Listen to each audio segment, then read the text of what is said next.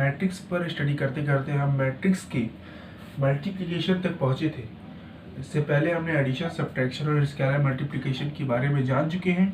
अब आते हैं मल्टीप्लिकेशन ऑफ मैट्रिक्स, यानी कि हम दो मैट्रिक्स को मल्टीप्लाई कैसे करेंगे। अभी स्केलर मल्टीप्लिकेशन तो हम इजीली पढ़ चुके हैं, अगले लेक्चर्स में हमने बताया था आपको। इस लेक्चर में दो मैट्रिक्स को कैसे हम मल्टीप्लाई करेंगे उसके बारे में हम बताएंगे यहाँ पे। उसके लिए केवल एक ही शर्त है। शर्त ये है कि जो पहला मैट्रिक्स होगा उसका नंबर ऑफ कॉलम्स और दूसरा मैट्रिक्स जो होगा उसका नंबर ऑफ रो बराबर होने चाहिए, तभी मल्टीप्लाई पॉसिबल है, अदरवाइज मल्टीप्लाई हम नहीं कर सकते हैं। यहाँ देखिए multiplication of matrix, two matrix are multiplied only when number of columns of A, यानी ए मैट्रिक्स का नंबर ऑफ जो कॉलम होगा is equal to number of rows of B, यानी बी मैट्रिक्स का नंबर ऑफ रोज और पहले matrix का number of columns बराबर होंगे, तभी हम मैट्रिक्स को मल्टीप्लाई कर सकते हैं, अदरवाइज हम करेंगे मैट्रिक्स डजंट एग्जिस्ट। देखिए यहाँ पे एक एग्जांपल लिया हमने, हम नंबर ऑफ कॉलम्स और नंबर ऑफ रोज को उसके ऑर्डर से ही पहचानेंगे और किसी से नहीं पहचान सकते हैं। देखिए यहाँ पे एग्जांपल दिया हुआ है 6923260798। सबसे पहले हम इसका ऑर्डर लिखेंगे, तभी हम बता पाएंगे कि नंबर ऑफ कॉलम्स ए का और नंबर ऑफ रोज बी का बराबर होना चाहिए। पहले इसका ऑर्डर लिख लेते हैं। ऑर्डर क्या देखिए यहाँ पे, दो रो है, दो कॉलम है, to row two column, 2x2 का मैट्रिक्स। यहाँ पे देखिए एक रो दो रो, एक कॉलम दूसरा कॉलम तीसरा कॉलम।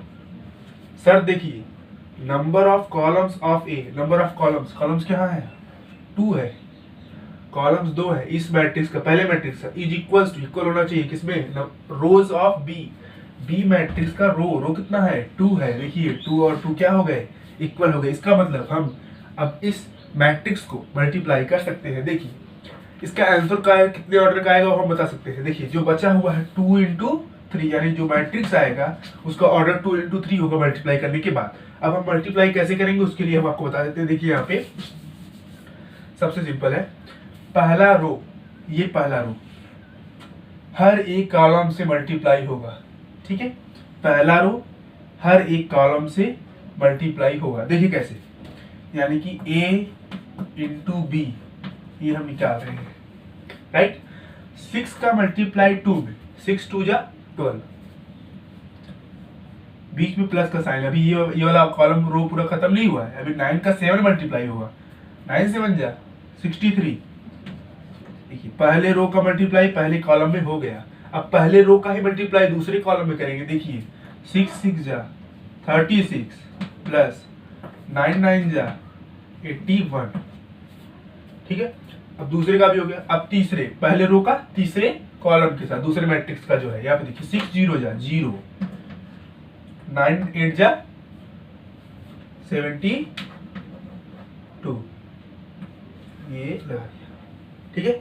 अब पहले रो का तो खत्म हो गया, अब दूसरे रो का सेम उसी कंडीशन में, यानी कि हमको रो, पहले मैट्रिक्स का रो दूसरे मैट्रिक्स का कॉलम को लेके चलने हैं, फिर दूसरा लेंगे फिर उन्हीं के साथ सेम सेम। देखिए फिर 2, अब इसको छोड़ देंगे, अब 2 3 का ले जाके सबके साथ फिर से करेंगे जैसे भी पहले हमने किया। देखिए यहाँ पे 2 2 जा 4, 3 7 जा 21।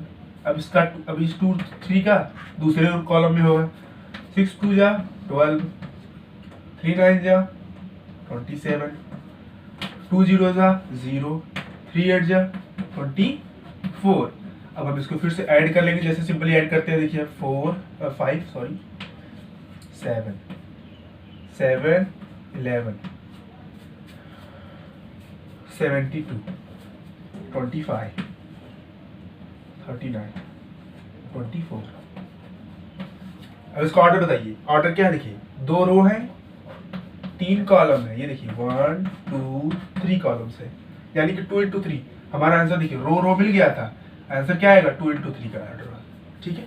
तो मैट्रिक्स का मल्टीप्लाई सिंपली जब तभी होगा जब पहले मैट्रिक्स का नंबर ऑफ कॉलम दूसरे मैट्रिक्स का नंबर ऑफ रो बराबर होंगे। मैंने क्या बोला, पहले मैट्रिक्स का नंबर ऑफ कॉलम दूसरे मैट्रिक्स का नंबर ऑफ रोज बराबर होंगे, तभी हम मैट्रिक्स को मल्टीप्लाई यहाँ पे कर सकते हैं।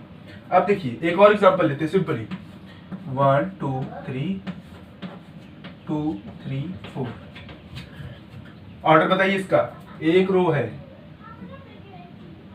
3 रो है, एक कॉलम है। यहाँ पे देखिए 1 इंटू 3 का है, एक रो 3 कॉलम। देखिए इसमें नंबर ऑफ कॉलम, इसमें नंबर ऑफ रोज बराबर हो गए। इसका मतलब हम इस मैट्रिक्स को मल्टीप्लाई कर सकते हैं। पहले का इन सब के साथ होगा, पहले रो का इन सभी कॉलम के साथ होगा, यानी कि 2 3 4 ही आएगा।